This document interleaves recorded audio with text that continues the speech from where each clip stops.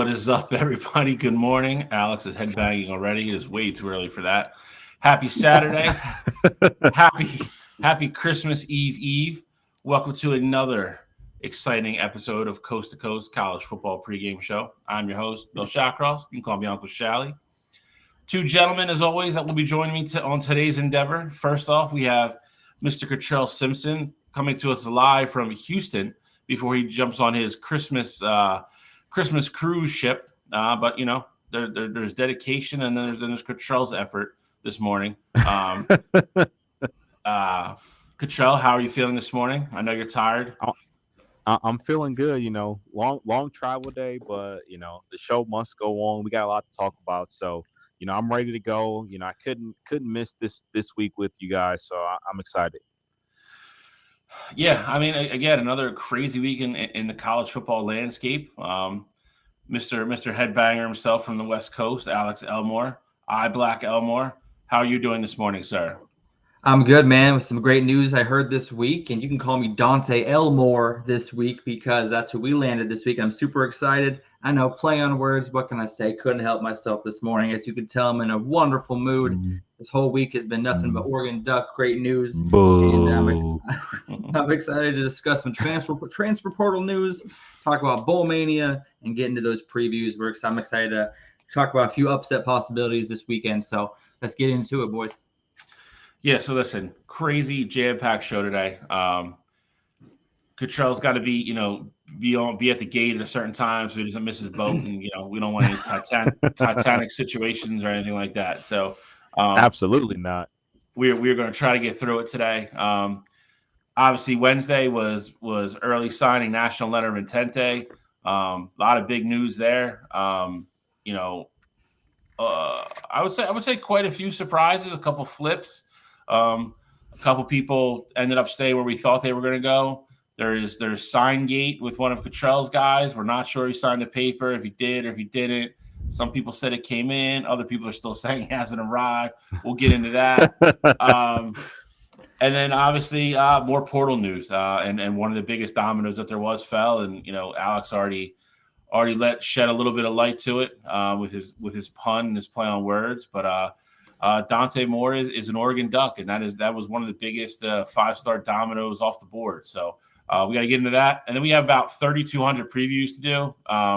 We're not going to spend a lot of time on all of them because we got a ton of games during the week. Big slate Saturday, and then we got to do everything for next week before we come back on next week. Before we really start getting into the big games and the New Year's Six Day and obviously the college football playoff game. So. We're going to start right out of the bat. We're going to start with, I believe we're starting with early signing day, I think. Yep. Yeah. We are. So I, for one, had a very relaxed day for once. Usually there's people coming down to the end, for us. And the 27 guys that we offered that we were expecting to signed. We were tied for fourth with 18th, the fourth most blue chippers. Very quiet. Very unstressful day for Michigan fans. So I have no complaints. Jordan Marshall got up early, signed. Jaden Davis signed even earlier than he did. Got a great group of offensive linemen coming in from all over the country. Very relaxing day for me. I was very thankful for that. It's kind of an early Christmas present for me. Oregon Ducks made a couple splashes besides Dante Moore. Couple flips at the end. Splashes. And Ohio State, like I said, anywhere from the second to the fourth ranked class, depending on what website you're on. Another successful day for the Buckeyes. Got to give them credit. They do always recruit. Cottrell, I know, was sweating the one. Thought the one guy might get flipped at the very end, and then we'll get into sign gate. The more I watch the video, the more I laugh at it because it is clear that he did not sign that piece of paper. So, Cottrell, I want to get right into it. So, I mean, obviously, like with Ohio State, Jeremiah McClellan ultimately ended up flipping. He's a 4-star receiver. He was originally, committed to us, and he ended up flipping to go to Oregon. So, I'm sure Alex is pretty happy. Very smart young man. Pretty happy about that. I will say though, of all the players that ended up flipping from Ohio State, I'm okay with that one because in our class we still had Mylan Graham, who was a 5-star, rated ahead of Jeremiah, and then Jeremiah Smith, who was the number one prospect in pretty much any recruiting website that you go on. He's the number one prospect in the entire country. He's a 6'4" receiver. He's got 4.3 speed, and I said on previous shows, I know he was, thinking about potentially flipping to Florida State or Miami. I thought that Jeremiah Smith is a receiver prospect that could go anywhere in the country and start day one. And I 100% believe that. So him ultimately, staying with the Buckeyes, and although it was a crazy effort there, it was you see the video, he put the hat on, everything looked all good. And then you dive deeper in that video, you realize that, hey, your name's Jeremiah Smith. How do you get through your whole signature in one stroke of the pen? And then, it goes on, and 8:30 Eastern time comes around, and they're like, Ohio State still hasn't received his actual facts yet, with that national letter of intent. But it's all through now. It's all signed. He's officially a Buckeye. And I got to give Ryan Day credit too, because the other 5-star that we were really worried about was Edric, which was a edge guy, and he's another 5-star. Alabama had flipped him. There were reports coming out he had actually a crystal ball on signing day to go to Alabama, and when everything came out, he still ended up signing with Ohio State. So that was a huge get. No real surprises. We didn't flip anyone, but just being able to retain what we had was a huge, huge success for that Ohio State team. So great job there, Buckeyes. I'm very happy with how this class turned out for us. I think I'm not going to say he doesn't end up on campus. I think the noise around him is going to continue to be there until you actually get him on campus in the fall. January. No, he'll be there in January. Is he early enrolling? Yeah, he graduated early. He's supposed to be there like a week after I think January 11th is when 15 of our 20 recruits that signed this past Wednesday are supposed to be early enrollees. So we're pretty confident where he's at. Yeah, we already have 9 guys on campus as well. That whole situation is hilarious to me. Nuts, absolutely nuts. But again, another good day for the Buckeyes. Alex's Ducks did manage to flip one of the receivers, but if there's one position group in the world that there's going to be depth at Ohio State, it's going to be their wide receiver room. I don't think they're going to miss them. But that being said, still a good get for the Ducks. Alex, tell me about Oregon had a very very high profile kind of a splashy day. Number 4, man. Number 4 recruiting class this year. I think ranking is as if that's up to date right now. Yep. As far as the top recruit that I love right now is Elijah Rushing. The fact that we were able to lock him down right away. 6'6", great speed, great length on his arms. He's going to be probably a starter from day one, honestly, from out of Tucson. Number 17 player in the country. He signed. We're good to go with him. And then we had some great transfers. Kobe Savage from Kansas State. He's coming in as safety, and I'm really excited to see what he can do. Name. Yeah, right. Like if it's Savage, I think you should change it to make it French, man. Like it's just going to be either way. It's a dope name. But no, I'm excited to see what he can do. Obviously, the Dante Moore signing, it really shows his maturity. I was kind of in the group chat with you guys. I was saying how he's just looking somewhere to go to start. That's the reason he left Oregon in the first place to go to UCLA, is he wanted to be a day one starter. He kind of had an immature mindset. Then he went to UCLA and got a dose of reality. Had some early success, and then got smacked in the mouth once he came into the heart of the schedule of that Pac-12 and faced some better defensive teams. And he didn't have the results he wanted. So now I think he's matured up, he's wizened up, he's coming back to Oregon where he knew he felt at home, and he's going to sit a year. And he even said in the interview he wants to learn. He's willing to be that backup to Gabriel and learn the game and learn from him. And whether he decides to redshirt or not, I think that mindset is exactly what the Oregon Ducks need for their future. And I'm actually really excited to have him on the team and see what he can do. I will say too, Bill, I know you're going to go and talk about some of Michigan's class here as well. I just wanted to spotlight just some of the key moves that have happened. KJ Bolden ended up flipping from Florida State going to Georgia. That's a huge get for Georgia. They had already had Ellis Robinson the fourth going there. He was the number one corner in the country. So Georgia getting the number one corner and then flipping the number one safety and, solidifying themselves as the number one team in the recruiting process for 2024. That's huge for them. Bill, I know we had talked, in our group message as well about all the rumors surrounding Georgia and Kirby Smart potentially looking to go to the NFL. And while I don't want to say you can officially put all those rumors to bed, I do think there was something that went on along behind the scenes there where those players that committed to Georgia felt very comfortable where that Georgia program is at right now. So got to give the Bulldogs all the credit in the world. Obviously, they only lost one game this year, but for them to come back and be as successful as they were in the recruiting process, especially after having, some players flip and all the rumors come out, got to give Kirby Smart a lot of credit there. Yeah, I mean, Kirby kept everybody home, that he was supposed to. The only thing I'll say is, I'm not saying Kirby's lying to anybody, but as of right now, he probably thinks that he is staying. I think with any of those things, when you start hearing it, and then you saw, which was very uncharacteristic for Georgia since he's been there, you saw a lot of really good players in the portal from Georgia, which was that is not a normal thing for the Bulldog program. So that kind of fueled the speculation a little bit.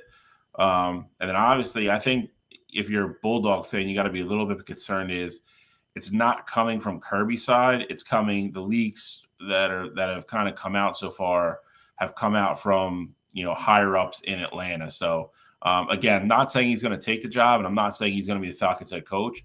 I can tell you that he's probably going to be interviewed, and I can tell you that, or they're at least going to try to interview him.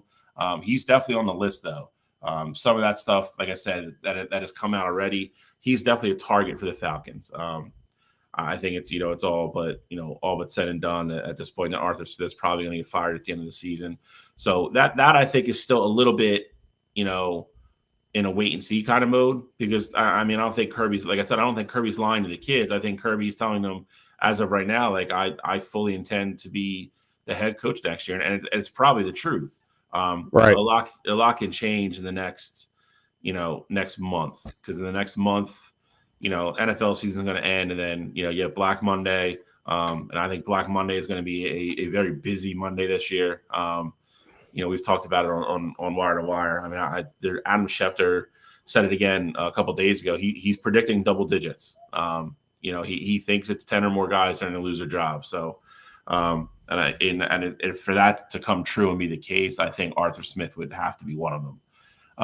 But that being said, Bolden is a stud. He's top 10 across the board overall on every recruiting website. So another good get for them. And they're just kind of in that Alabama mode now, man. They just don't rebuild. They just kind of reload. I don't think they've had anything worse than the second or third ranked class since Kirby's been there. So good day for Georgia.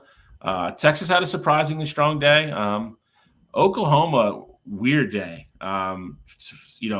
They've had I think we've talked about Texas A&M, and we just talked about Georgia. Oklahoma in the last week has had a mass exodus of people leave that program, and then they turn around. All 5 starting offensive linemen are gone. Yeah, and then they turn around and sign like the number 2 or number 3 class. So weird week for Brett Venables and the Sooner program. You think they're kind of making progress, and like Alex just said, you're going into next year with your prized recruit a quarterback, and you're going to rebuild a brand new offensive line in front of him. That is not ideal. And oh, by the way, you're playing in the SEC next year. Not an ideal situation there. But like I said, I think all three of us are very happy with how yesterday went. I like I said, I certainly have no complaints. Everybody that was important for us, like I said, we didn't have one kid defect. So, and then we still got irons in the oven for the portal, which we can talk about now. We'll just segue right into it. Yeah. Damani Jackson, I think, is going to visit with the team. I think once they got to California, it's very common knowledge that Michigan was down to USC and Michigan when he originally committed to the Trojans. He's best friends with Will Johnson. I would say didn't have the greatest year by any means, especially for being a 5-star kid. Good year. I mean, yeah. It's tough though. Like, I mean, even if you are a good corner, like you're on that USC defense, like you get no pass rush behind you. Correct. You're going to be, on your own island. Like even the plays that you excel on, if they're going 7-8 seconds, like you're going to still look bad at the end of the day. So I think with Domani, all the talent in the world is there. I think him getting away from USC will be good for him. I think whatever conference he goes to, I think he will be a first-team all-conference selection. I think he has a shot at being potentially a preseason All-American. And, I think the sky is the limit for him. I will say that. Getting out of USC will be good for him. Yeah, no, I agree. I mean, I don't know anybody who looked good on the USC defense last year. Let's just be honest about it. Hey, speaking of USC's defense, I know, Bill, you're about to jump into it too, but they picked up a couple big names. It looks like hiring that defensive coordinator from UCLA is already paying off, with the UCLA's safety Kamari Ramsey switching over, as well as defensive back John Humphrey also switching over to USC. So that should already improve their USC secondary. So, like I said, former UCLA defensive coordinator already pulling his weight and getting some top-notch guys to add to that USC defense, and hopefully they're trying to improve it going into the Big Ten next year, or whatever they're going to call it, the conference. I'm glad that you brought that up though, because I think the big thing for me is that with USC, all of their high-profile recruits from either last year, the last 2 years at least, are a lot of those guys are either going to the NFL this year or in the portal. So, I know we're talking about the portal now. Malachi Nelson being in the portal, he was number 1 quarterback rated from last year's class. And so that's huge for them. The other thing with USC is that with this 2024 class, yes, they did get some names and they've already got some commits, but they're ranked 18th right now in terms of what that 2024 class looks like. So I don't want to say I was surprised, but I was I'll just say it. I was surprised that their class ended up being that low, especially because of how hot of a spot USC is. The NIL money is there. Lincoln Riley's there. Like, that should be a top 10 recruiting program every single year, year in and year out. So for them to be at 18 with all the guys transferring out, I kind of think USC might be in a little bit of trouble moving forward. So they actually talked about this on ESPN. USC was kind of in a I don't want to say a weird situation, but they were kind of in the same boat as Michigan. They had a huge class last year with Malachi and all those guys that came in, and they didn't have to have as big a class this year. They could be more selective, kind of picking their holes and picking the situation where they wanted to.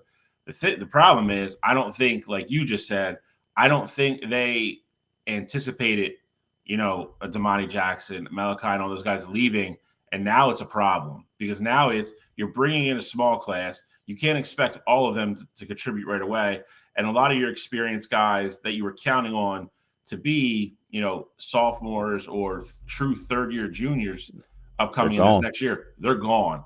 That is, Listen, all really good college football teams. Once in a while, you get the old team that like the TCU last year where they had so many seniors.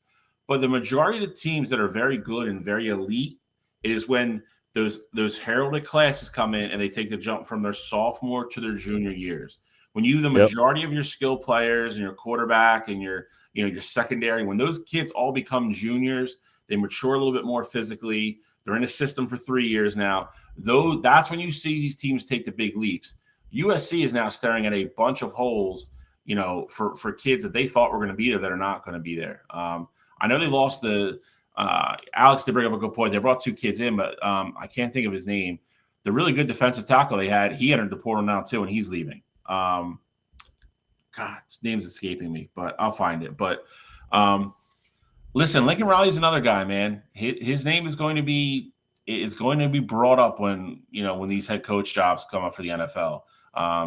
Haven't heard anything like that I heard with Kirby, but it's getting to that time of year, especially once the bowl games are over. I guarantee you. I mean, I know the hardball stuff's going to be out there. Already is linked Yeah, to the Chargers right now. Yeah, I mean that's one guy that is just not credible at all. But I mean that is the natural. True. It's going to be out there. I mean, it's you're just used to it at this point. Herbert, great quarterback, great team. Of course, they're going to link him to Harbaugh. I mean, that's just the way it goes. Correct. Bill, the USC edge rusher you're talking about is Corey Foreman, I believe, is the one you're speaking about. That's him. He's portal. He's in the portal now. So, I don't think this is the turbulent offseason that Lincoln Riley wanted, going in to join the Big Ten next year.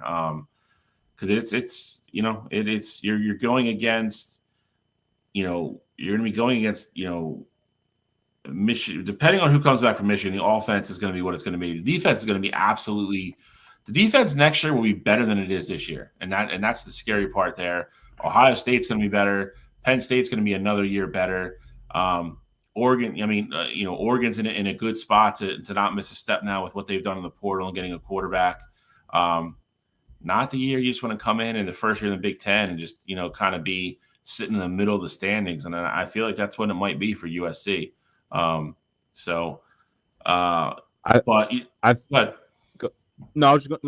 ahead, finish your point, Bill.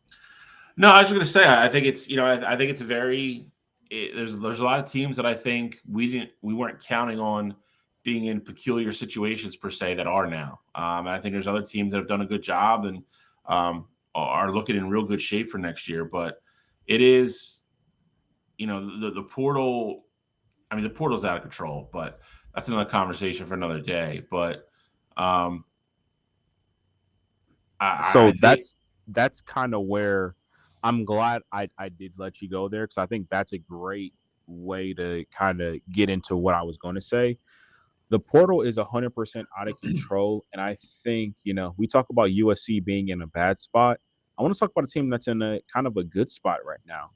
Ole Miss has quietly put together a great transfer portal class, and they also, recruited decent. They're not a top 10 team in terms of what the rankings are right now, but them bringing in, they got the top player in JUCO right now. Walter Nolan has a crystal ball to them. Jackson Dart is going to be coming back next year. Like, I think Ole Miss, obviously, they got Juice Wells too. Juice Wells is another great get for them. We've talked about him multiple times throughout this show.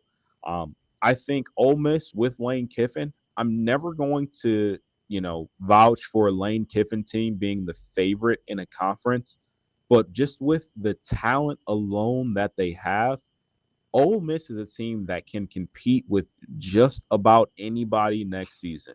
Like, I think you can almost pencil in Ole Miss to go to the college football playoff, even if it's without an SEC championship. Like, I think Ole Miss loses without looking at their schedule. I haven't looked at their 2024 schedule, but if you look at their roster, I think they lose one game max next year. I can agree with that. I got Jackson Dart on my top Heisman list, and this is the reason why. I mean, he's coming back. He's aged. He's been in the program. They're getting great signings right now. I mean, they flipped the kid from Florida. The Princey, they got him from Florida. They got, Walsh Nolan's expected to go there. Their D-line is Oregon's still on the list. Don't forget about Oregon still being one of the top two remaining. It was between Ole Miss and Oregon for Walter Nolan. Was the last report that I saw. 100% crystal ball to Ole Miss. So it's not official yet. He hasn't signed anything, but then it's not I think official. It's safe to say he's going to. Not official, not happening. He's probably going to Ole Miss. I'm going to pump the brakes on all this just in regards to Ole Miss wasn't, lacking for talent before. Obviously, they've now gone out and got a couple more big names, but you're doing it because of Lane Kiffin, though. Like, that's correct. The reality. Lane Kiffin's still got to coach him. Lane Kiffin's got to go out on a Saturday and still go across the sideline from Nick Saban and beat him. He's got to cross a lot, the sideline from Kirby Smart and beat him. It's you still got to go. You got to go put it all together. But I mean, if you're an Ole Miss fan, I mean, it's about the happiest you've probably been in a long time. If you want to be optimistic, had DK and AJ Brown on the same team. If you want to be optimistic and looking forward to the 2024 season, this was a great 2 weeks for you if you're an Ole Miss fan. So Mentioned Florida there too. Florida did not have a good day. Florida lost a couple kids. I think I guess I put Billy Napier on the hot seat a little too early. I think every time I thought it was just about look like he's going to lose this game that he can, and then you pull the win out. I think this upcoming year is definitely going to be it for him. If he can't make that team competitive, 6-6 is not going to fly in Gainesville. It just doesn't.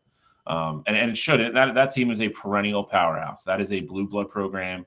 If they are not better next year, he will not be there. And Wednesday was not the best day for them. They were borderline top 5, for a couple months leading in, and then all the leaks started coming out. This kid's probably going to flip. This kid's probably going to flip, and then they didn't really save any of them. The 3 or 4 kids they thought they were going to lose, they lost all of them. Miami stole one. I think Florida State stole one. Ole Miss stole one, and I can't remember where the other kid went, but it might have been A&M. Maybe it was Texas. I forget. But that program is in a very weird state right now. And I think he's got 6 months to figure it out.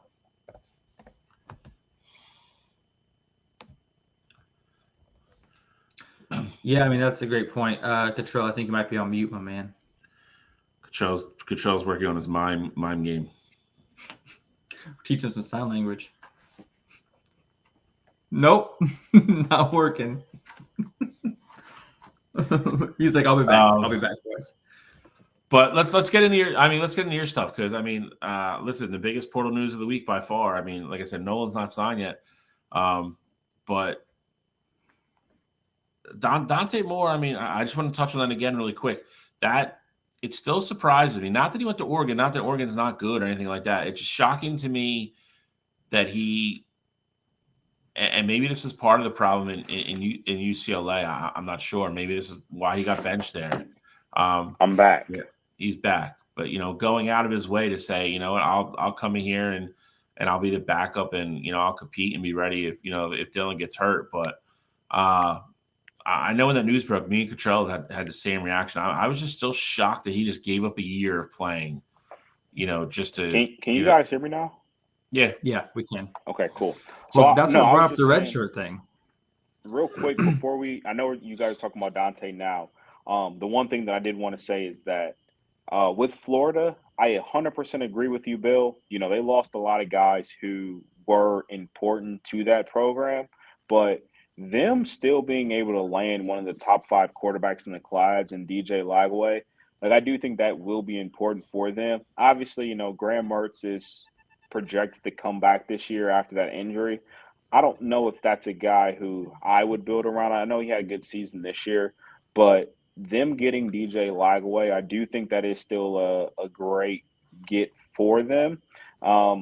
Maybe that buys Billy Napier an extra season, but Florida definitely had a disappointing day. And then just kind of bringing it back to what you guys are talking about right now, I agree. I was very surprised that Dante Moore ultimately ended up committing to Oregon, just because I did not expect him, especially in this day and age, to essentially just, bow out and accept being a backup quarterback this year. I understand being developed and things like that, but I was not expecting him to willingly go into a spot. I think it's one thing if you go somewhere and a guy like, let's say, Oklahoma, for example, Jackson Arnold is projected to be their starting quarterback this year. But if you go in knowing that you can compete with who that guy is supposed to be, I think that's a completely different ball game. Going to Oregon, Dylan Gabriel is a 5th, 6th-year senior at this point. He's going to be the starter. And so while I give Dante credit, because it takes a lot to accept that, hey, I know I'm not going to be the guy this year, and, I'm just going to learn a lot, absorb what I can, and then ultimately try to be that guy moving forward. I was just surprised to see that in this day and age of the NIL being where it's at, plus, just guys being in college 3 years, especially with him having that starter experience already at the P5 level. Well, the thing about Dante Moore is this, all the reports I'm seeing coming out of the Oregon camp is that he's going to redshirt. So he's not going to lose that year of eligibility. And like I said, it may be up in the air as far as what your guys' opinions may be, but the reports I'm seeing that's what the plan is that he'll redshirt and then be available for the 4 games or whatever that he's eligible for. And then he'll keep his eligibility for the remaining of his years, and then he'll take over the reins after next season, which I think is a great move. He gets to learn under Dylan Gabriel, who, like you said, has 6 years of college experience. Who better to learn from? He's also got a mobility side to him, so a great person for Dante to learn from as well. When to learn from, when to run, when to tuck and run, when to pass, when to throw it away. I mean, who better to learn from than Dylan Gabriel? They have very similar play styles. Obviously, Dan Lanning is crazy about both these guys. He's been recruiting Dante Moore since high school. I mean, he wants Dante Moore there. I think Dante Moore felt that when he visited Dan Lanning in Oregon, here a couple weeks ago. I think he felt that need, and he saw the program, he saw the facilities. He was reminded why he loved Oregon in the first place, and that's why he chose to come back. End of story. I can't wait till 2025 and beyond, because we're going to be taking the Big Ten by storm. Alex, the thing is that you don't have to sell me on why Dante Moore ultimately decided to go to Oregon. Like I understand that part of it. The part that, and even him redshirting, like, I don't think the year of eligibility in the bigger picture is even, that big of a deal, because regardless, we've seen year in, year out, you have that one good year at the collegiate level and you show teams what you can do, you can go be a first round pick. Hell, you can go be the first pick in the NFL draft. So, like, I don't think that part of it is specifically, what I'm worried about, I guess. I'm just saying a lot of people, especially in Dante Moore's position, that have as much talent as he does, even if it was him going to a school like Cal or maybe even a Washington State, or like that's replacing Cam Moore, like something like that, usually you see these guys take a role that they know they can go be a starter as opposed to being a backup learning. So big, I want to give Dante Moore a lot of credit for being mature enough to realize that, that's what he needs to do in this situation. I'm just saying that's not even close to what the norm is. And that's, if we're being honest, as far as the transfer portal goes, that's probably 5% of what kids are going to do in that exact spot. You're getting ready player of the year. You're going to a school where you can go be the starter for the next 2 years. And then after that, third year of your true junior year, you're going to the NFL and, figuring it out from there. I agree. I mean, I think it's again, I don't think there's anything wrong with it. I think it was just more of of shock and surprise more than anything. Like I said, a 5-star kid that we all thought was going to go somewhere where he's going to step on campus and, conceivably play right away. All I got to say, Bill, is that whoever he talked to that convinced him this was the right move, because he didn't make this decision on his own. Whoever he spoke to, whoever gave him advice, was thinking about this kid's future and told him what he needed to hear, that he, just like Cottrell said, he needs a year behind someone experienced before he takes over a team. And I think that whoever he spoke to gave him the best advice that he could have ever gotten. And I think it's going to benefit him in the long run 100%. No, I agree. All right. So we're done with portal. We are done with National Bill, Signing Day. What's up? Before we move on, I just want to real quick just bring up the name. We talked about him briefly. Malachi Nelson being in the portal and not having as much interest as I was expecting. I'm very worried about the kid's future. I know Cal and TCU and he has some Power 5 teams that are interested in him. He was the number 1 quarterback in the class of 2023, and one of his biggest suitors, like his top 5 suitors, is Tulane. I have a lot of questions there. For me, obviously with Ohio State being where they are, their starting quarterback already transferred to a different school. I don't know how a lot of these Power 5 schools aren't looking at him. What is it about him that doesn't have him being recruited? All right, so I'll reiterate a little bit of what I said on Wednesday, because I still think that's part of it. Ohio State, Michigan, Georgia, they all have either a possibility of either really strong incumbents coming back that they're not going to know about yet, or they already have kids that are in the class that they were waiting on to see how everything went on Wednesday. It might be an example of, we don't know what went on behind the scenes at USC. So you don't know what's coming out of there. I mean, I don't think anybody's going to go out of the way to badmouth the kid, but was it a situation where it was like Dante Moore, where maybe he had a little bit of an attitude and, somebody's got to sit him down and be like, you got to be more coachable. You got to be this, you got to be that. I also think once these bowl games finish up and there's other decisions made and things of that nature, I think you're going to see him get more interest from bigger teams. Obviously, we signed Jaden Davis. You guys have Air coming in. I think there was a lot of teams that needed to see where all the dust was going to settle after Wednesday, make sure they got the kids they wanted to get, and then go from there. Right. I can't see him going I can't see Tulane or TCU being the ceiling for him.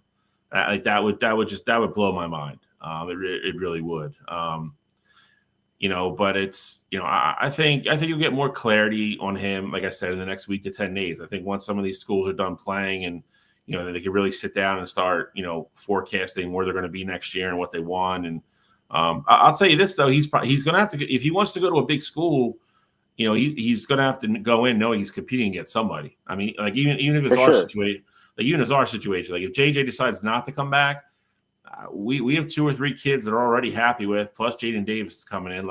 He's not going to walk into Ohio State and start, or just be given the job anyway. I mean, so right. And then there's the NIL crap, dude. I don't know how much money he's asking for. Who knows? I mean, you kids showing up to their signings yesterday in Lamborghinis. It is absolutely outrageous and out of control.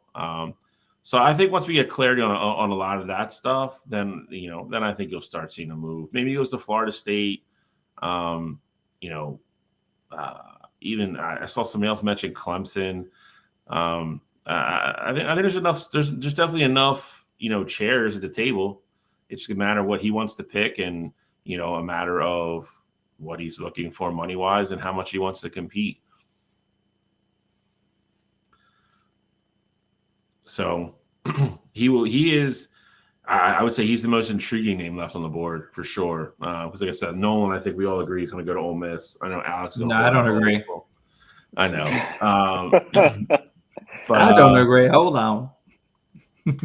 But who knows? But I mean, I would, like Cottrell said, I mean, he was, to a lot of people, he's the number 1 rated overall prospect in the entire class last year. So for that kid to not have a better offer than, Cal and TCU and stuff like that. Right now, his best offer is South Carolina. That was the team that showed the most interest. The biggest school was South Carolina. And to me, I'm like, really?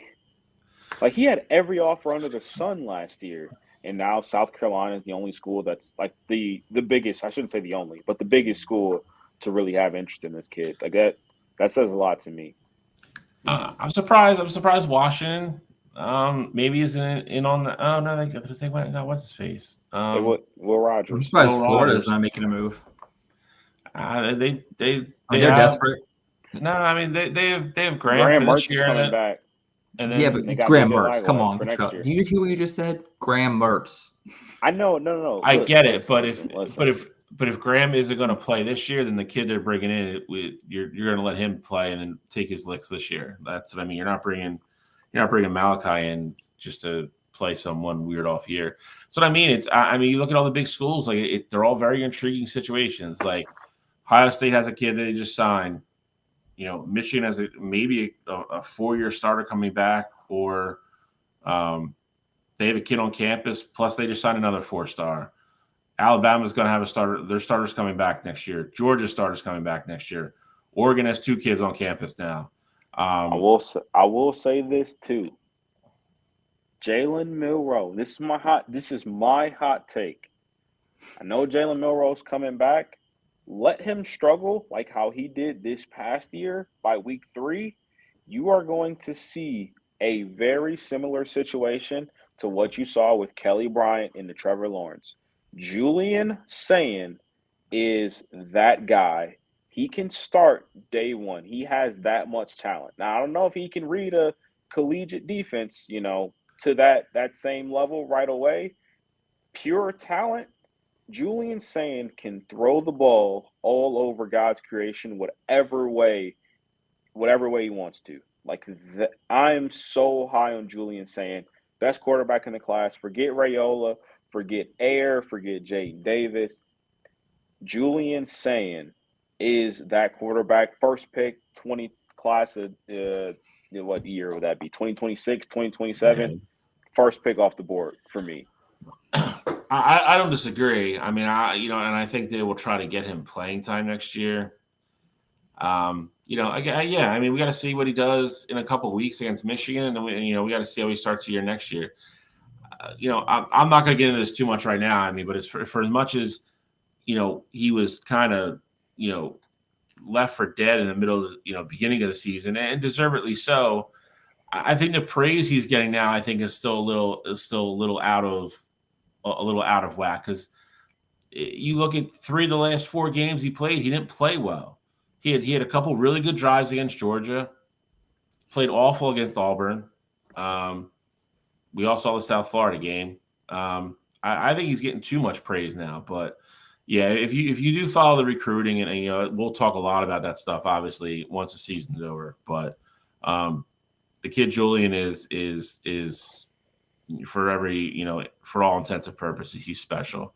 And I will go on record here. I said it in the chat, and I will say it again now. I think Raiola is going to be a bust. Call it a gut feeling, and call it just the more I looked at his tape compared to everybody else's, I think there's a gap, and I'll leave it at that. It is, we didn't talk about that either. I mean, that was a big get for Nebraska. That was another huge thing that came out when that flip became official. Georgia lost to him. Not really surprising, though. The kid's been committed to 4 different schools. So he wasted everybody's time there. When he originally flipped from Ohio State, I thought all along he was going to go to Nebraska. His uncle works there. The family name at Nebraska is huge. I think for him, it was really just ironing out the NIL deal and him realizing that Nebraska is going to be serious contenders in terms of recruiting. Nebraska got some big gets. They got some people to flip. And, for Raiola, I think his ultimate goal was to end up at Nebraska. So I think he's a kid that I hate kind of talking about some of these kids because they are in high school. Like, I don't want to, just demean their character, but like, just the way that he's going about things, I think he's always wanted to be the guy that was in the spotlight. He wants things to be about him. And I think that's ultimately why he committed to Georgia, because as soon as he flipped from Ohio State, everybody in the country knew that we at least felt that Nebraska was going to be his final landing spot. So I think it was a lot of theatrics with him going to Georgia and going through that whole entire process. Because, nothing's changed with Georgia. He would have got all the money. Georgia has the number 1 signing class. Carson Beck, he's coming back, but the job would have been his to take over in 2025. Like, nothing changed in terms of what Georgia looks like. So I just think Raiola is a kid that is getting bad advice or bad publicity from those around him. I don't think it's bad advice per se. I mean, I think it's tough when you take a kid and say like, hey, you're going to go to you go away to school, and you're going to be around at least familiar people, and you're going to be around some people in your family. I think that's always a very secure thing to fall back on, because again, at the end of the day, he's an 18-year-old kid. To double down on what you said, though, I agree. I think he wants to be a big fish in a small pond type kid. I think you're seeing it already with Nebraska. Like he's being, lauded as like the savior of Nebraska football now. He's going to be a big man on campus. There's nothing around Nebraska but Nebraska football, and that is why Nebraska football is unique and special. And again, another blue blood program. Matt Rule is going to turn that program around, and when he does, it's going to be good for college football. Nebraska being good at football is good for college football. It's going to make the Big Ten better, makes everybody's life on this show right now better. But I don't think he wants, kind of like what Charles said, I think he wants the limelight to come to him a little bit easier than it would other places. Obviously, if you go to Georgia, or you go to Ohio State, or you go somewhere like that, you're the star quarterback. You get a lot of the light, but you still got Marvin Harrison Jr. out there. You still got Georgia. You still got probably 5 or 6 kids on the defense that are going round one. It's a lot to share. He is going to be the biggest fish in a small pond, especially for the first couple of years there until Matt Rule really turns that roster over. And I think that's what he wanted, and that's what he got, and that's fine. Just kind of like what Charles said, though, I don't think you need to waste everybody's time before that, though. We heard rumors of this up to 6 months ago. As soon as his uncle got hired there, everybody inevitably knew come Wednesday this is where we were going to end up, and that's where we ended up. So good for him. Like I said, I wish him luck, and for sure. He's going to start next year. I mean, once that became official, I think the other 2 quarterbacks that had any kind of playing time went in the portal right away. And it's going to be his show next year. It's going to be a lot of growing pains because that conference I've obviously got undeniably tougher with the 4 Pac-12 schools coming. But we'll see how it plays out. I mean, it's going to be an interesting year this is a very, for not for nothing, it's a very highly touted quarterback class this year. You have Air, you have Jane Davis, you have Raiola, you have what's the face we just talked about? Julian Sand going to Alabama. There's a couple other kids. I mean, it is a very it is a very highly touted quarterback class this year. So, just the odds are at least one of them is going to be a bust. So it's a matter of if you're all those schools, you're counting your cards and hoping you're not the one. But time will tell. Time will tell. But we spent a lot of time on all this stuff. Let's get into previews because we legit have 32 of them to get through. Some of these obviously we are not going to spend a lot of time on, and that is no disrespect to anybody. Because by the time we come back on air next Saturday, we have all the ones from this Saturday, and at the end of next week, you start getting into a lot of the bigger programs, getting into their games. So we do want to touch on some of the bigger bowl games as well, and then we'll come back next Saturday, and it'll be a real fun show. New Year's 6 day, obviously preview, and obviously the college football playoff preview. So rumor is Cottrell will not be off his boat, so we will have a special guest host with myself and iBlack next week. So don't let the cat out of the bag too quick, but we will be here. And so before we get off tonight, we will get College Cottrell's official college football playoff picks and all that good stuff. So we will start here. Sure. We'll start with Tony the Tiger Bowl, El Paso, Texas, Oregon State, Beavers. Don't mind the records here either, Oh yeah, that's my bad, y'all. Not the case. It happens. Yeah. Don't mind the records. Great game though. Great game. If Notre Dame was 11-1, they would not be in this bowl. Oregon State Beavers versus Notre Dame Fighting Irish. I don't want to say. I mean, I feel like both teams probably feel a little disappointed to be in this bowl, and that's natural. But that's just the way the old cookie crumbles with the college football playoff. Only taking 4. Notre Dame. I believe Sam Hartman has opted out. He's out. Yep.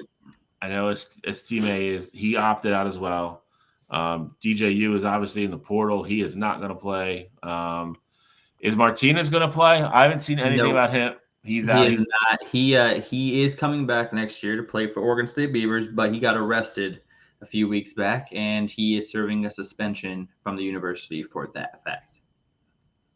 It's probably a smart move, to be honest. Well, what happened was he got arrested. They then suspended him. Then they unsuspended him, and then they resuspended him again. So it's a whole weird thing going on. Oregon State is in a weird spot where they probably wanted to suspend him for this bowl game because they're like, in reality, this bowl game doesn't matter. We'd rather have you for the full season next year. If we suspend you for the bowl game, the NCAA won't come down on us, and then we can just, figure it out next year when the time comes. So, correct. Honestly, this is really sad about what the transfer portal is. Like, this game could have been such a great game. Like, if both teams fully locked and loaded, DJU starting, Sam Hartman, Audric Estime was coming in, Martinez was, not suspended and playing, Velling was still on the Beavers. I mean, all of Notre Dame's defensive pieces were playing. This would be a legit matchup to watch. The Beavers are starting Ben Goldbrinson as quarterback. He was the third string entering this year. He is experienced, though. He played in last year's Vegas Bowl, leading the Beavers to a 30-3 victory against Florida. He is a dual threat quarterback who had over 200 yards rushing against that Florida defense last year in that bowl game. So expect a lot of him on the ground, especially without Martinez playing. And then we're going to see how that Notre Dame defense looks with a couple of key pieces out. But they said they're still a top 25 unit. So, excuse me, I think this will be a good game. I think Notre Dame takes care of business heavy here. Yeah, I got Notre Dame as well. Good. I'll be quick here, Bill, because I know you got some stuff to talk about. But I got Notre Dame here as well with Oregon State. Obviously DJ's not playing because he's in the portal. Aiden Childs, which was their backup quarterback, is already committed to Michigan State, so he won't be playing in this game either. Daniel Martinez not being there. Oregon State's offense was already showing you that they were Jekyll and Hyde pretty much all season with those top guys. So I don't expect them to play this Notre Dame team and put up a lot of points in this game. I think this is kind of an uglier game. I don't know exactly what the over-under is at, but I'd feel inclined, without knowing that number, to be very confident in taking the under. I think Notre Dame dominates the time of possession here. It's a very run-heavy game. Notre Dame, they ran 7 running backs pretty much all season. So I like Notre Dame here. I think they control the time of possession. And I think Oregon State struggles to put the ball in the end zone. And the over-under is 41.5, by the way, just to throw that out there. It's probably a pretty good number. I agree with both you gentlemen, though. I think Oregon State is just – I feel like this is a very going through the motions type thing for them. They're going to go. They're going to show up. They're going to get their check. Hope nobody gets hurt. Martinez, like I said, isn't playing. Obviously, their head coach left. Cachel's mentioned another very good quarterback we didn't bring up when we were talking about other stuff. Aiden Childs going to Michigan State, another highly touted kid, followed his coach there. Obviously, I know a couple big names for Notre Dame aren't going to be there, but their depth, and like Alex said, they still have a top 20, top 25 defense. I think that wins out here. I do think it's probably a lower scoring game, a lot of ground and pound. You're not going to see a lot of crazy stuff. I'll just take the depth and the experience of Notre Dame here. So I'll go Notre Dame as well, make it a clean sweep. Did get some frosted flakes dumped on Marcus Freeman's head. They're great. So we got the Valero Alamo Bowl down in San Antonio, Texas. 9-3 Arizona, 10-2 Oklahoma Sooners. We've already talked about Oklahoma. Their quarterback is gone. They're all Jackson Arnold show, baby. Yeah, I'm gonna be really. That is. I will say this. I feel really strongly about who's going to win this game.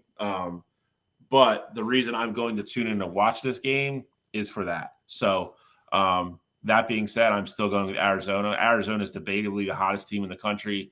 Finished the year 6 straight wins. To my knowledge, they have no opt-outs or anything like that. They're going there with their full squad.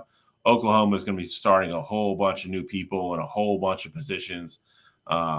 Defense already had issues towards the end of the year again. I like Arizona here, and this is probably one of my stronger plays of the entire bowl season. I mean, yeah, I would completely agree with that. Arizona, Oklahoma on paper, again, this is another matchup that I think would have been phenomenal.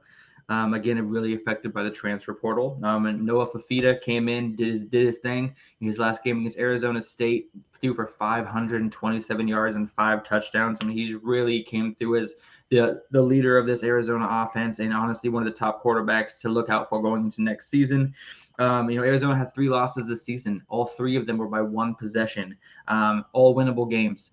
This team is, one score away from potentially being 12-0. That's how good this Arizona team is. Just like Bill said, a lot of moving pieces, a lot of changing of the guard for Oklahoma going into this game. Obviously, Oklahoma fans are excited to be able to take a look at their new starting quarterback, Jackson Arnold, and see what he's looking like.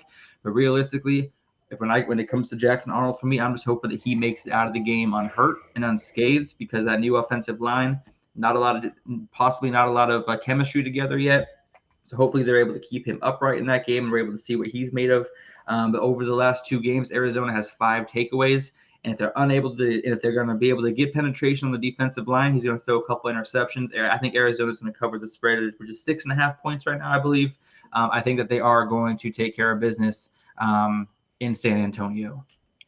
Funny part about that game is that right now 70% of the picks have been coming in on Oklahoma's side, and you would think Oklahoma's a bigger program here, bigger name, Brent Venables being their coach.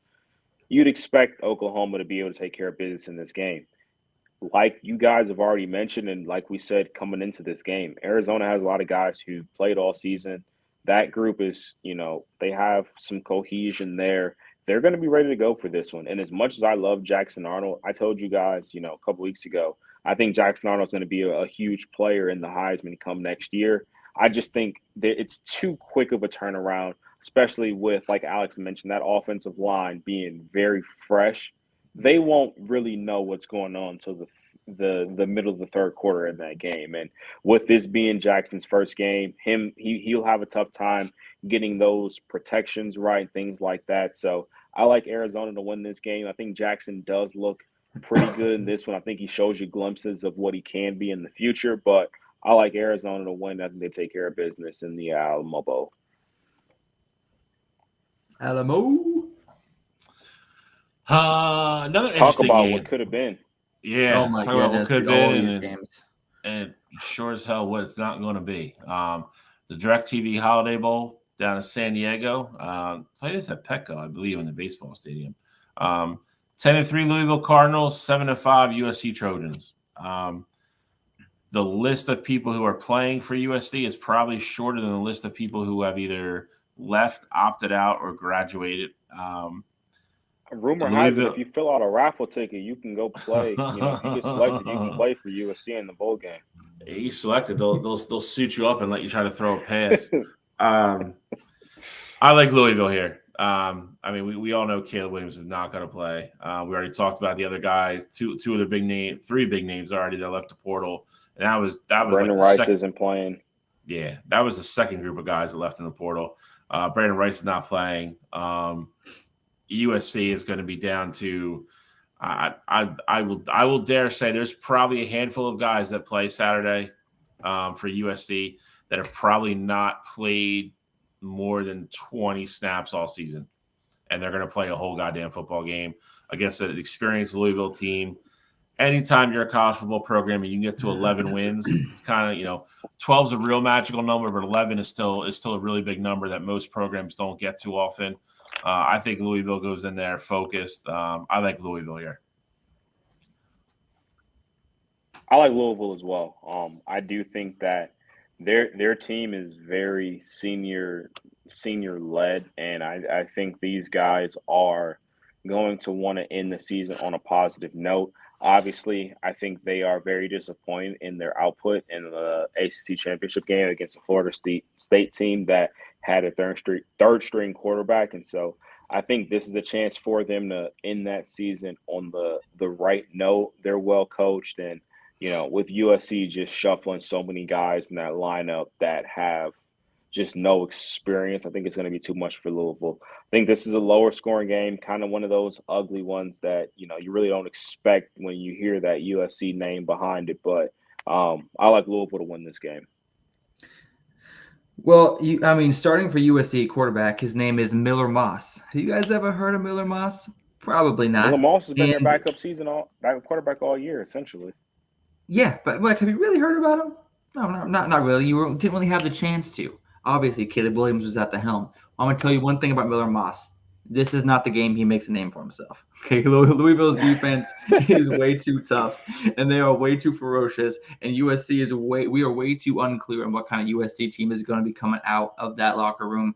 Obviously, they have the coaching, they have the offensive mindset. They're going to put some points on the board, I do believe. But I think Louisville's defense is just going to be way too much.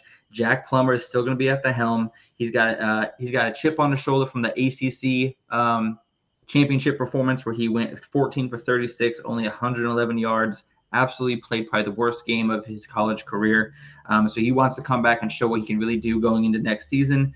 He will be without two of his weapons, with Jamari Thrash planning on going to the NFL, and of course Jawar Jordan as well. 11 players will not be playing on the Louisville side this weekend. I don't think that's going to make too much of a defense. Louisville's going to take care of business. And like I said, Miller Moss, sorry, my man, this is not going to be your week. Maybe next year.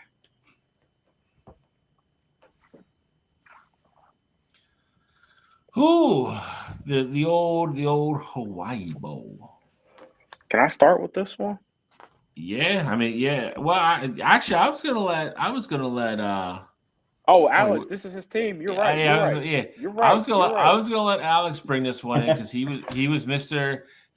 San Jose State at the beginning of the year. So, Alex, please introduce this game, where they're playing, who's playing, and we'll take your pick on this one first, sir. All right, my friends. So we have the Hawaii Bowl, okay? My friend San Jose State Spartans are going against the Coastal Carolina. What is the Coastal Carolina mascot again? It's the Chanticleers. Chanticleers. What a name. I love it. Both teams coming in 7-5. Honolulu, Hawaii is where it's being played. Honestly, I feel like if I was in one of these conferences, Hawaii is where I'd want to end up at the end of the year. What better place in the winter to go than one of the most beautiful places in the United States? So I think both these teams are winning this weekend, no matter who wins this game. But Grayson McCall, he was a starter for Coastal Carolina, not in this week. Chevin Cordero coming home for his final collegiate game with San Jose State. Obviously, he went to Hawaii. He's from Hawaii, played at Hawaii, and then transferred to San Jose State later in his career. It's his last collegiate game. He's been able to they completely got gypped out of their conference championship game. And I really am kind of still upset about that. But what do you guys think going into this game? How do you guys see it playing out? So I mean, for me, I think this is easy. You know, I think San Jose State is the team to beat here. You know, Coastal Carolina, yes, I know they've had success, years past, but if you look at that Coastal Carolina team, they went as far as Grayson McCall went. He was in the portal. Obviously, he's moving on from the team this year. So they're going to have a guy starting in their game. I believe it's going to be Jared Guess is going to be their starting quarterback for this game. He was their backup pretty much all year. But San Jose State, I mean, you talk about Cordero coming home, like this is what movies are made of. I think he's going to go back home. Sure, he's got a ton of tickets. He's got probably 50 family members that are going to be at that game. He has a 4-touchdown game, and San Jose State rolls in this one, in my opinion. I like San Jose State not only to win, I like them to win big in this one. Boom, we'll go with my man College Control on this one. I like San Jose State Spartans big. You mentioned Grayson McCall. He kind of is Mr. Coastal Carolina. But Portal gone. San Jose State, kind of a roller coaster type season, to be honest. We had the hype early with the USC game, and them keeping it close and making Alex look smarter than he probably is. But Truth.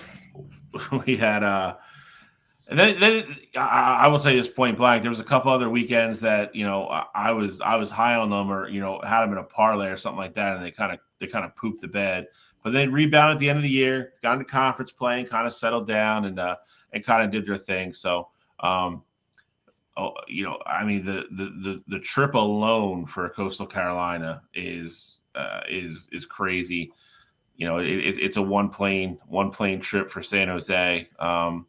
I just think they're the better football team, and the guys that they have that are going to show up and play. I think flying 13 hours to start your backup quarterback is not the most ideal situation in a bowl. So I like San Jose State here anyway, but I'm going San Jose State comfy. We'll go comfy. I like Cottrell. I agree with Cottrell on this one.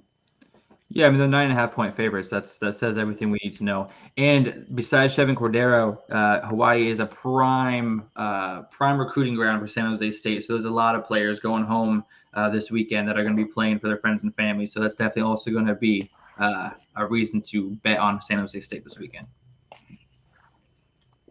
All right, well, let's go to Vegas. I mean, shit, Vegas. You leave Hawaii. Vegas. Is The Vegas the SRS distribution bowl, Las Vegas Bowl. Playing it at the world's. I'm assuming this is in the world's biggest Roomba, Allegiant Stadium. Utah, yes. 8-4. No, I'm What? just kidding. No, I'm just kidding. They're playing Yeah, the Sphere. That would be sweet. The Sphere thing is badass, dude. That would be sweet if they were playing in there. But no, yeah, you're right. Allegiant.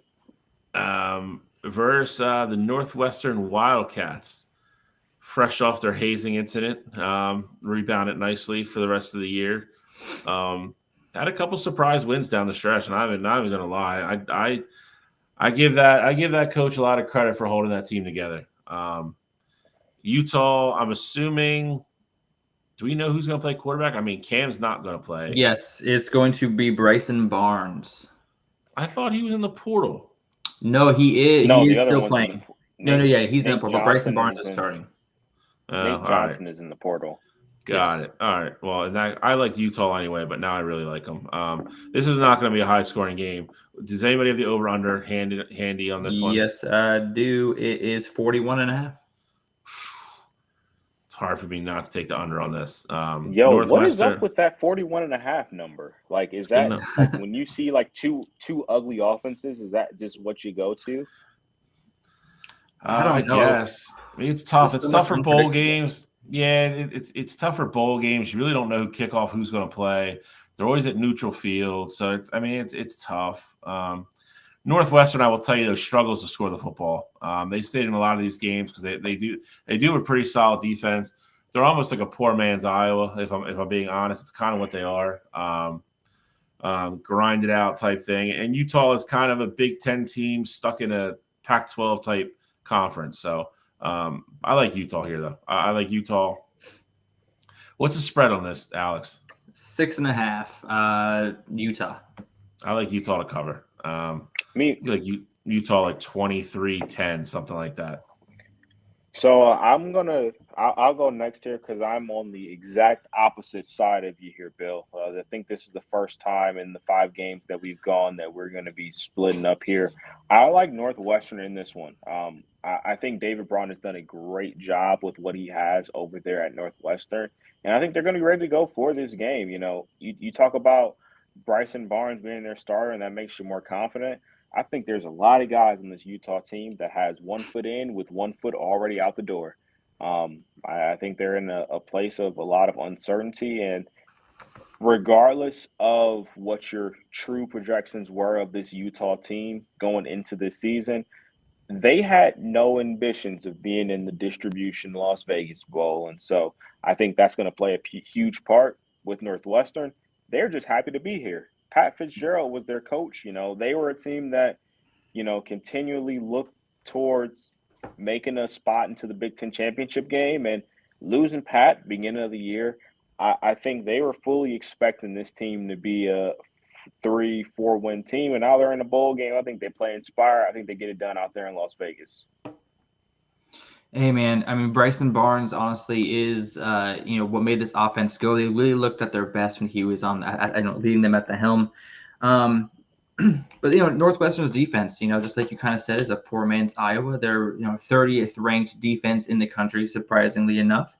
Utah, respectively, 28th in the country. So just like you guys are trying to say with us right now on the show, that this is going to be a lower scoring game. I do think Bryson Barnes is going to be the difference maker here. I mean, this Utah team has been riddled with injuries all year long. I think with the extended break, which since they last played, I believe this is going to be the healthiest they've been all season since they looked amazing against Florida in the opening weekend, week 0.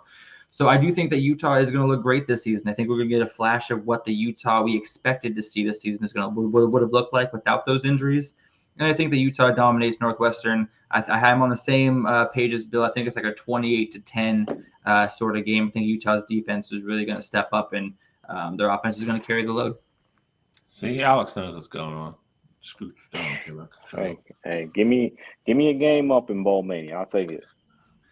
Ventures Bowl down in Mobile, Alabama. South Alabama, which I would assume this is damn near a home game for them. A home game. Yeah. A home game against Eastern Michigan Eagles. I don't know. Flip a coin on this one. I don't. No. It is. Stop. Phil, stop it. I will tell you. South Alabama is the team to beat here. You know where the Senior Bowl is held every year? Mobile, Alabama. Mobile. You know whose stadium that goes through? South Alabama. This is a home game for them. They get to go up against the MAC school at home. Give me South Alabama to roll in this game. 2 6-6 programs. It's in the Jaguars' backyard. South Alabama is going to roll, and the spread tells you everything you need to know. Last time I looked at it, I'm pretty sure it was at 9.5 in favor of the Jaguars. This is going to be a blowout. Pick South Alabama here. This is one of the easier games to pick in this one. Cottrell, I don't think you've checked very recently because the spread right now is currently 17 points. Even worse than where I was at. Cottrell running some kind of con here for the South Alabama Jaguars. But that's in favor of South Alabama. Like that, South Alabama is the favorites in this game. Like, so. Eastern Michigan had to win its last 2 games to get in to be bowl eligible anyway, and they were literally carried to the finish line. Who was it? Samson Evans literally carried them to the finish line to get them bowl eligible. South Alabama should roll in this game. They're literally playing in their home stadium. And Braylon McReynolds is going to be taking over at running back. But the last game of the season, he had 79 yards rushing, 70 yards through the air receiving. I think he's a great option out the backfield, and South Alabama rolls. I think it's like 44-7. Like, it's going to be rough. Thank you, Alex. Let him know, Alex. Bill's talking about it being a pick 'em. Let him know, Alex. Let him know. Listen, I just checked my Bowl Mania. I just want to make sure I picked South Alabama, so we're on the same page here. I will say this. I've been to many Eastern Michigan football games. I will say this. I've been there. I went there when the turf was still green, though. It's gray now. It used to be green, but I was there back in the days when Ben was still at Miami, Ohio, or whatever. I can't think of Eastern Michigan's coach, but he's got some kind of crazy stat that like they've been like one bowl game in like 40 years before he got there, and I think this is like the 4th or 5th year in a row that they've gone bowling with him. So. Again, still congrats to get there. Again, I mean, anytime these kids get to play an extra game, especially with programs of this nature, you're just happy for both of them. But I do agree with both these guys. South Alabama's going to roll. It's a home game. And I just hate to say it, Eastern Michigan's just not that good. Famous Idaho Potato Bowl. This is in Boise, Idaho, on the blue turf. This is a bowl game. The old bowl game, baby. The old Smurf turf. We got, let's see, this is Utah State and Georgia State. Georgia State. No, not Georgia. Georgia State. Could you imagine Utah State versus Georgia at the Potato Bowl? Whew, that'd be rough. That would be rough. Let me get messed up. I'm going Utah State here. I think Georgia State started out kind of hot this year, and then kind of hit a lull in the middle of the season. They kind of backed their way in as well. I get Georgia State and Georgia Southern confused all the time, but I did go back and look at this one all the time. But I like Utah State. I think from everything I've read, there's not a lot to read on this game. Everything I have read, though, most of Utah State's seniors are going to play. So I'm just going to go. I'm going to go with them. I'll say 28-23 Utah State. I'm rolling with Georgia State in this one. You would. I think Marcus Carroll is going to be the difference maker in this game. He has over 1,300 yards this season, and I think that is what's going to take out that Wait, who Utah is? State team. Marcus Carroll. Oh, well, I hate to burst your bubble, my friend, but he's not playing. Why? Ah! And either Why is is wide he an receiver opt-out? Robert Lewis. They're both entered Why the is he? portal. They both entered the portal.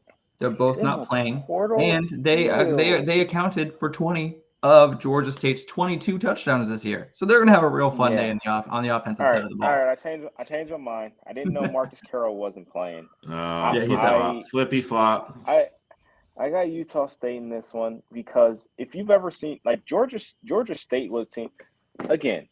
You guys know I have an agenda with a lot of my things and the things that I say. Georgia State played James Madison early this year. So I've seen this Georgia State team play this year. I know who is and who isn't big parts of their offense. Alex mentioned two of the biggest pieces of their entire offense. They will not score the ball without either one of those players. That's not going to happen. This is an easy pick. Now, Alex, thank you so much for educating me. I didn't see that they weren't playing. Utah State is the easy pick in this one. Well, here's the crazy thing. The Utah State's only a 1-point favorite right now. So now is definitely the time to jump on that money line for sure, or not the spread for sure. And here's the thing. A lot of people are kind of not sure how this game is going to go because Utah State is starting their third string quarterback, Levi Williams. Doesn't matter. I know, exactly. But that's the thing is he started last year for Wyoming in the Potato Bowl. He's a dual threat. He's a dual threat option. Had 4 rushing touchdowns last year in the bowl game for Wyoming. He's got some experience. He's already played in this game before. He knows what it's like to eat those potatoes. He's good to go. Utah State by 150. Let's go. hey, here we are, baby. Here we are. Hey, here we go. The Armed Forces Bowl. Here we go. You want this one? Hold me back, man. You got it. Go ahead. Introduce your boys. Madison, go ahead, baby. To hell with the damn service academies. You know, I know you guys are gonna give me hate for that one. I don't really mean that, but in this game, Armed Forces Bowl, I don't give a damn. Give me those Dukes of James Madison. They will roll in this one. They earned their bowl game. They should have been in a better bowl than this one itself, but they won 11-1. You give them the Armed Forces Bowl against Air Force, where everybody's going to be against them. I like the Dukes to roll in this game. I don't know what the spread is, but damn it, they're going to cover and they're going to take care of business and get their first FBS bowl win. Spread is 1.5. For James Madison. Yeah. So, this is Fort Worth, Texas. This is getting played at TCU. So, this is a bigger bowl game than I think people realize because of the Armed Forces. A lot of people show up for it. I'll tell you right now, this is going to be an entertaining football game. For sure. This is going to kind of be, don't get mad, but this is going to be Army Navy, but on steroids. That's what this is going to be. This is going to be like Army or Navy with like 4-star kids. So both teams want to run the ball, but both teams can pass the ball a little bit. This will be a little bit higher scoring. This will be a very, very, very exciting. This will be a fun game to watch. This is a game that will not lack, excitement or scoring.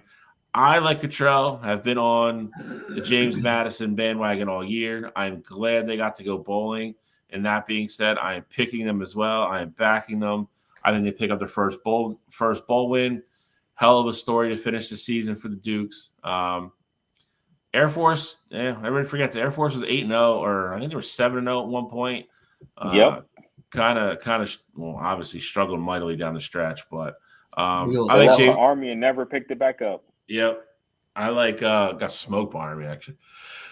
But I like James Madison. I'm going with Cottrell. I've backed them all year and supported them and shouted from the top of the mountains for them. So I'm not getting off the bus here. So here's the thing. All right.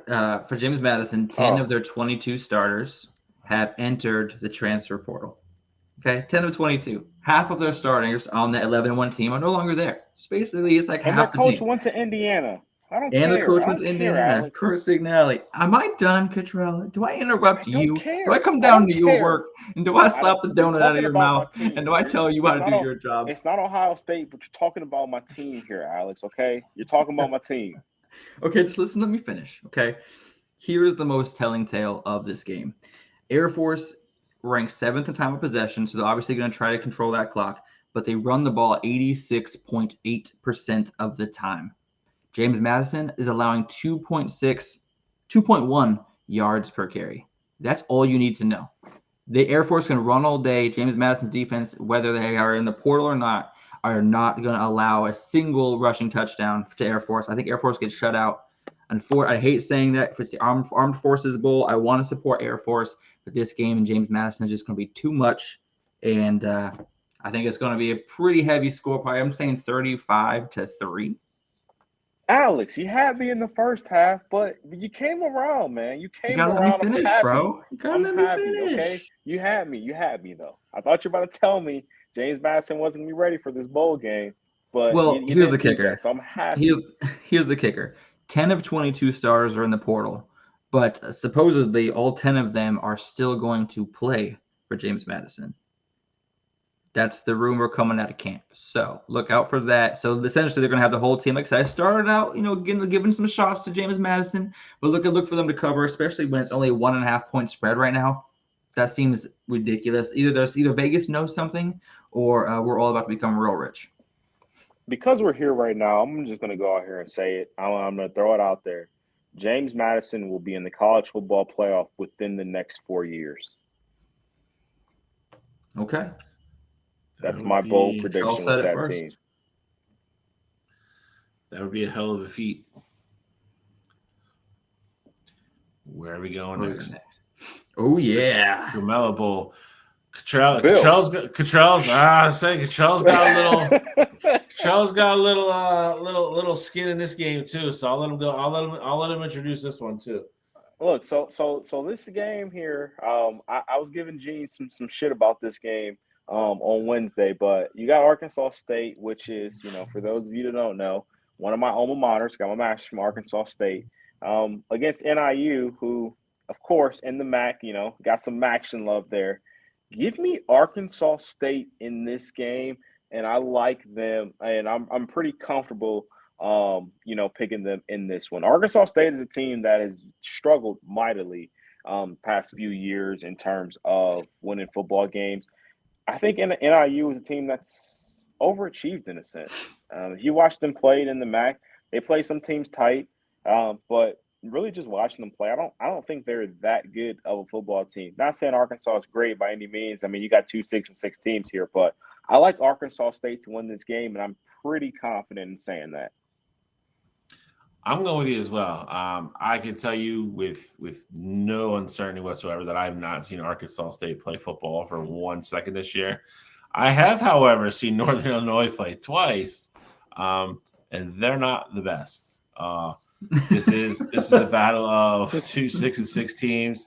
Another Alabama game down in Alabama. Forrest Gump might be in the stands, ready to return some kicks. You don't know. I'm going to go with Cottrell just simply out of loyalty to my co-host. I will back the Red Wolves as well. I think even though I like Huskies, I think Red Wolves is kind of a badass mascot too. So I will go Arkansas State. Alex, don't look like that. I had the Arkansas State crew neck on Wednesday night. He did. Go throw the tape back on, okay? Don't look like that. Look, all right. I'm going to introduce y'all. Actually, I guess, Cottrell, you already know. Bill, you said you haven't watched the game. But Jalen Rayner of Arkansas State, he is honestly a next-level athlete. In my opinion, Arkansas State is lucky that he didn't enter the portal. I think that he would be a very coveted athlete coming out of Arkansas State. He's a dual-threat quarterback. He had 2,300 passing yards this year, 15 touchdowns, 6 interceptions. Really, what he needs to work on is when he gets under pressure and when he's down early, he needs to stop forcing throws, and they'll be just fine. They'll have a much better season next year record-wise. Now, of course, Northern NIU that we got here, we're going to be looking at Ontario Brown, 6 yards per carry, 10 touchdowns this season. He's going to try to make a difference. And if Northern Illinois wants to win this game, they need to control the clock and force multiple turnovers. If Northern Illinois can get ahead early, Jalen Rayner has those interception problems. And I do think that that's what's going to be the difference in this game. Alabama is popping this weekend with how many games they got going on. But I'm going with the Huskies taking care of business against the Red Wolves of Arkansas State. What is that? What is the spread right now? Anyway, Arkansas State is -3. Yeah, 1.5? easy cover. 3? They're at 3 now? Okay. Yeah, it's at 3 right now. Alex, you brought up a good point, though. Their quarterback not entering the portal, I do think that's big for them. I think Arkansas State will be a sneaky team next year in the Sun Belt to compete for the conference title next year. Yeah, he's an athlete, man. He's gonna be fun to watch, and I just think that next year he'll have a huge growth year after starting as a true freshman. I think going into his sophomore year, I think they got a good foundation. Sign me up for I know you won't get it because James Madison still is going through what they're going through, but sign me up for James Madison, Arkansas State, Sun Belt Conference title game. All right, I'm in. The 76 Birmingham Bowl. Another goddamn, Alabama's popping. Another game in freaking Alabama, man. So much traffic this weekend. I swear, you better get to your destination early, people. So we got showing out bowl season. Yep. So we got the Sons of Troy that are 11-2 versus the Duke Blue Devils that are 7-5. Duke at one point was 6-0 and kind of the darlings of not only this show and even Wire to Wire. They were kind of the underdog favorites of people, on national broadcasts as well. They were getting a lot of love. And then the injury to Riley Leonard kind of just made that team spiral. Riley Leonard is obviously gone. He transferred. He's at Notre Dame. I think a bunch of the guys on this team on Duke, from what I've read, are either up in the air about still playing or not playing. I'm going to go Troy here. I think Troy wins. I think they're taking most of their team. I know their quarterback is questionable, but I believe that's with injury, not like a portal or opting out type thing. So I like Troy here. I think they win by a touchdown. I think Duke's just going to have too many guys that matter on the sideline. And they're just I just feel like they ran out of gas. I really do. From what I heard, Gunnar Watson, the QB for Troy, is going to be good to go for this game. Over his last 5 games, 13 touchdowns, only 1 interception. That kind of tells you what kind of ball control he has. And leading a team to an 11-2 record is not an easy task, no matter what conference you play in. And not to mention, he's got a crazy weapon behind him in Kamani Vidal. 1,582 rushing yards, second in the country. This dude is a one-man wrecking crew. Troy's offense averaging 31.2 points per game, and their defense only allowing a stout 17.2. Duke, their coach left, the QB left. Grayson Loftus is going to start. He's averaging 235 yards per game through the air. He's a little bit of a different type of quarterback than the Riley Leonard that they, that was led them to a high ranking early in the season. But anyway, I do think that this game is going to be higher scoring, with Grayson Loftus's ability to go downfield. I do think they're going to open it up a little bit. But I do think Gunnar Watson and Vidal are going to be the difference makers. I got Troy winning this game. What was it I had? I think it was like 35-22. It's much closer. The game is much closer than the score dictates, but I do think Troy takes care of business in Alabama.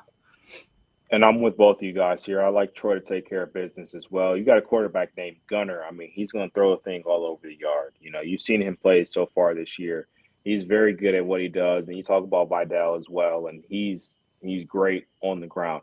I know I've been critical of Troy, talking about them in the Sun Belt championship game against Appalachian State, even picking Appalachian State. But I just think with what this Duke team has to ultimately try to overcome, with Mike Elko heading over to A&M, Riley Leonard obviously not being there, we saw what this team looked like down the stretch when Riley Leonard wasn't under center. So I think it's more of the same. I know you're facing a non-P5 school in Troy here, but I think Troy takes care of business and I like that score that you put out. 35-22 is awkward because 22 is a little weird there, but I kind of like that. Yeah, I see it being a 35-21, maybe a 31-14 kind of game. I think Troy takes care of business in the Birmingham Bowl.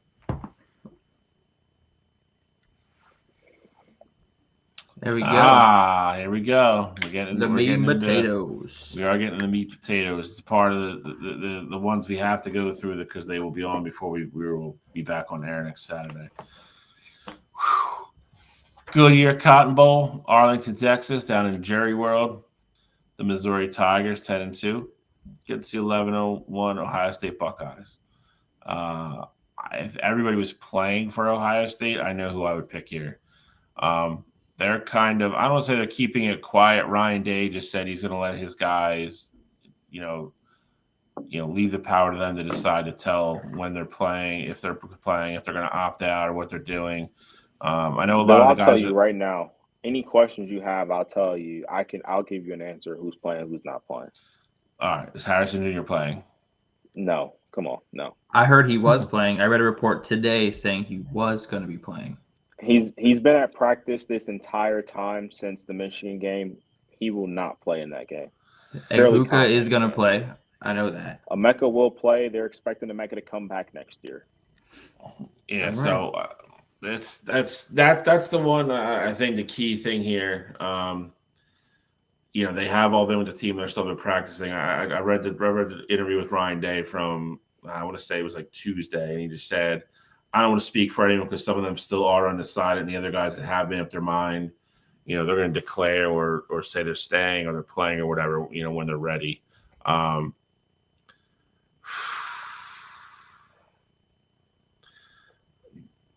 really want to pick Ohio State here. I really do. Because I know everybody's playing from Missouri. Who do you think? Who is going to start a quarterback, Cottrell? Devin Brown is going to be your starting quarterback for the Buckeyes. I'm going to go against my better judgment here, and I'm going to stick with Ohio State because that's what my gut is. But terrible. I feel like Schrader and the boys might run all over them. I'm going Ohio State. I'm staying Ohio State. Schrader and the boys. The literal end of the day, Ohio State, I'd say the majority of whoever you're thinking of might play, might not play, they're going to end up playing in that game. Marvin Harrison Jr., I think, is the only one. McCord, obviously, he's in the portal. He's going to Syracuse. He's not going to be there. But I think Marvin Harrison Jr. is going to be the only, high-profile name that sits out in this game. Travion, there's question marks around him. I think he plays in that game. They're talking about him coming back next year. Ohio State staff is pretty confident that JT and Emeka will both be back next year for them. With that said, I think both of them play in that game as well. And even the seniors that we have on defense, like Tommy and Steel Chambers, I think all those guys try to end their season the right way, especially after a loss to Michigan. I don't think they want to end their final collegiate game with a loss to Michigan. And I've been saying it all year. I give Missouri all the credit in the world for what they've done and how they've looked. I think they get a little bit overrated because of who they've played so far in their schedule. Their best one all season has been Kansas State. We saw what they looked like with other teams that played on the highest stage in, LSU and Georgia. And, the Georgia game was close. I'll give them credit there. At the end of the day, Ohio State needs to find a way to limit Luther Burden and not have him get huge plays over the top, and I think they'll be able to do that. So I like Ohio State. I think they struggle early, but at the end of the day, I like them to win this game, and I think it's rather comfy against this Missouri team. And I think the one last thing that I'll add, the spread on this game is weird because you got Missouri as 2.5-point favorites, but if you look at the FPI according to ESPN, Ohio State is, predicted to win this, 79% chance to win this football game. Very, very strange when you look at it like that. So, but I like Ohio State to ultimately pull off the game. Y'all can talk up Ohio State all you want, and that's totally fine. But y'all are just forgetting about Brady Cook. Y'all are forgetting about Cody Schrader. Y'all are forgetting about Luther Burden III. This, in my opinion, course, I have to say that because it is my opinion. This may be the best offense Ohio State has gone up against this season, in my humble opinion, as far as weapons go. Bill, do you hear this? Yeah. I mean, yeah, because like I said, Michigan is a better team because Michigan has the defense to go along with it. Missouri's defense, not the flashiest, flash in the pan. But their offense, this may be the best offense that Ohio State has had to go up against this entire season. You got Luther Burden with 1,197 yards. You got Cody Schrader with just under 1,500 yards on the ground. You got to figure out who to stop. You gotta drop an extra guy in coverage to stop that deep pass attack, or you're gonna load the box to stop that sharp run game. They can beat you either way. And for me, Brady Cook is going to be the man that's going to do it all. And I think that Missouri goes into Arlington, Texas, into the Cotton Bowl. It's going to end the year as a good year, and they're going to take care of business. Missouri covers the spread. I think it's going to be like probably 35-30, Missouri over Ohio State. All right. And that's how we end the show. This is an invisible mic. I'm dropping it. We shall see. Bill, I can't believe you let that slide, though. He said Missouri has a better offense than Michigan. I mean, I'm just letting him. Listen, I got to give him consolation prizes. He thought Oregon was going to be the playoff all year. Here we are, 2 losses, couldn't beat Washington. He's kind of how play Liberty. Yeah, they got it. This is probably one of the 3 best games of the College Bowl season, though, especially with all the players that are actually playing in this game. This is definitely one of the 3 best games on the schedule, in my opinion. What, Missouri, Ohio State? Yes. I think. I was going to say Oregon Liberty. I was like, what? No. Ohio State. If I'm being honest, I think Ohio State wins by double digits in that game. I don't think Missouri's offense I don't think they come to play. I don't think you see the explosiveness out of that Missouri offense, and their defense doesn't have what it takes to stop Ohio State. I'll say this: I don't love Missouri's defense, and we want to talk about the best, and so forth and so on. That Ohio State defense is going to be by far the best defense they've seen all year. So it's going to be very interesting. It'll be very interesting to see how they limit, guys on the outside, what they do with Schrader. But I'm sticking Ohio State. I'm sticking Big Ten. The fun thing about that game is, I'm on the cruise, but I'm in Texas. Like, I'll be back. Doc still be in Texas. I'll be in Houston. The game's happening in Dallas. So I really want to consider going to that game. I just don't know how feasible it's going to be. 3-hour drive is going to be tough. Leave the next morning, but. Tickets are as low as $83. I'll say tickets are only $83 right now. It's in Jerry World, dude. So there's plenty of seats. I mean, I'm sure you can get up there cheap. If it's worth a 3-hour drive, go out, watch the game, and come back. Probably is. You sleep on the plane. It's a difference. True. All right. Well, that is it for this week. That's it. That is. We're gonna wrap here. We do have to get Cottrell on the Titanic and get him out of here to take his cruise. But before we go, a couple things. Cottrell, you will not be on next Saturday. Like I said, me and I Black will have a special third co-host with us next week. So we do need your predictions for the two CFP games. So we'll get those. Go ahead. I like Alabama to dethrone Michigan in that game. Sorry, Bill. It's nothing. It's not even hate against Michigan here. I just think Alabama has what it takes to get big plays in the rushing attack. I think Jalen Monroe being a dual threat, you'll see him have a lot of success in the running game. And I think Alabama's defense, the way they get after the quarterback, I think they'll be able to handle Michigan's rushing attack. And once you make JJ drop back and, have pressure under him, I think he makes a couple of mistakes similar to what you saw last year. And I also think Alabama wins that game. I think it's rather lower scoring. I got it being like a 24-17 Bama win, 24-20, that kind of game for Bama to ultimately win. On the other side of things, I do like Washington to win that football game. I think it's higher scoring. You're going to see Quinn Ewers put up a lot of points in that one. But I think with Michael Penix Jr., I think every single time that you think the game's out of reach for Washington, Michael Penix Jr. is going to strike back. I like Washington to win that game 38-34, and it's a game-winning drive led by Michael Penix Jr. Texas's defense won't be able to stand, very similar to what you saw with Texas versus Oklahoma earlier in this year with Dylan Gabriel leading that offense down the field to score. All right, so Cottrell's got Bama, Washington, and the championship. Gross. Isn't it? Isn't it gross? Well, after those previews, I hope your boat gets hit by a torpedo. And other than that, well, with that being the case, this is my last show. Have fun doing it. So hopefully we'll hang up last forever. We'll hang up like an Ohio State jersey in the background, just sit there forever. I hope I get retired in the rafters.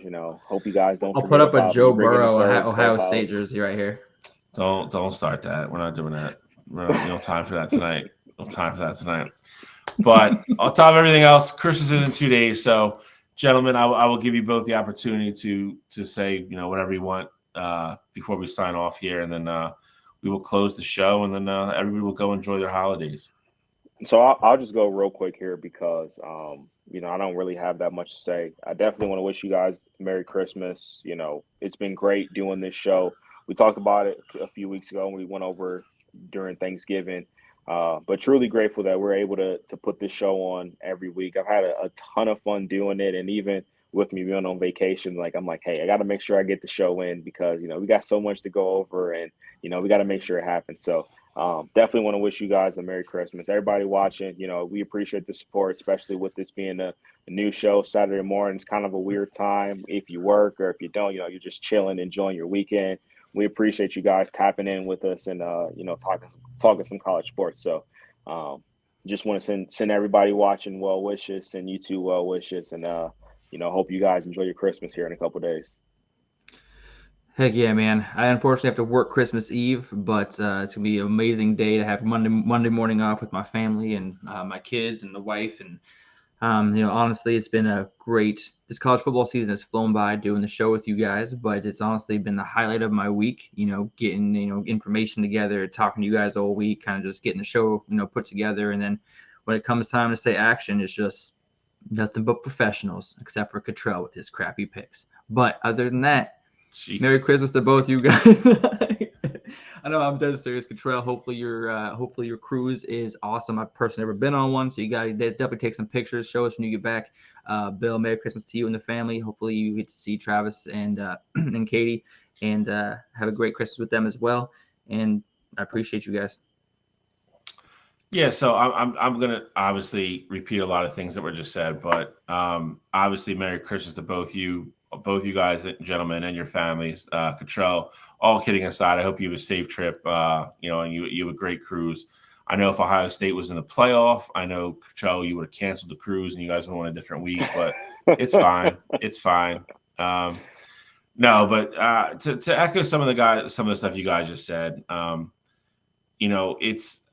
don't think until you really start to do something like this, you understand how cool it is to kind of create something with somebody and put it on every week. Me and Cottrell went through this 3 years ago with Gene and started Wire to Wire. And that show continues to still blow my mind sometimes with certain numbers that we do and that we see. And it continues to grow and build and, get bigger and better.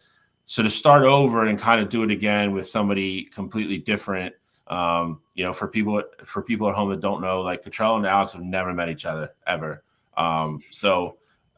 It is, I know we keep it fun and in my opinion, we've done a great job because this came together pretty quick. This wasn't something that we were sitting on for 6 months and we decided to do. This all came together in about 10 days, which ironically is kind of how Wire to Wire was too. So, sure. It is, it's so cool to sit back and kind of reflect on things. And I'm extremely grateful to do this show with both you gentlemen. I've said it before, you guys both make it easy. I have the easiest job on the show. I get to come on here and talk, which I love to do. All the behind the scenes stuff is done by these two other guys. It's not me. Cottrell does all the producing, all the amazing slides and graphics you see is all Alex. I am obviously, grateful for both you guys for handling that stuff. It is a team effort, but these two, deserve more of the lion's share of credit than I do. But that being said, I love this show. I have a severe, crazy passion for college football, just like Cottrell does, and obviously Alex does as well. So to be able to branch off and do this and start our own thing and kind of watch it grow, it's been really fun. I can't, wait to see, where we go from here. I hope everybody has a safe, and happy holiday and Merry Christmas. Enjoy it with your families. And all the guys, that listen to us every week, Gene's at work at the time, still pops in. All the other guys, Justin Louder, who is, I think, by far probably our number one fan. He's a West Coast guy, I believe, correct? Yeah, went to high school with him. Yeah, so I mean, again, that's the other thing. This is, me and Cottrell get up at 10 o'clock to do the show. Alex is up at 7 o'clock every morning on the West Coast to do the show. So, again, thank you for that. The dedication from both you guys is very, very much appreciated. And all the fans that, continue to help us grow and share and do all that stuff. We are obviously that's what makes these things go. So, we are all grateful for that. And that being said, we're going to get out of here. I hope everybody has a safe holiday. I really do. Enjoy it with your families. Make sure you spend time with your loved ones and reflect on how lucky you are to be there and be in the moment and appreciate everything. So, Alex mentioned I will be with Travis and Jonathan and my sister first thing Christmas morning. So that is it's always a great way to start Christmas now for us. So for my family. So from everybody here, Merry Christmas to everybody else. And we will be back next week. So we will see you next Saturday.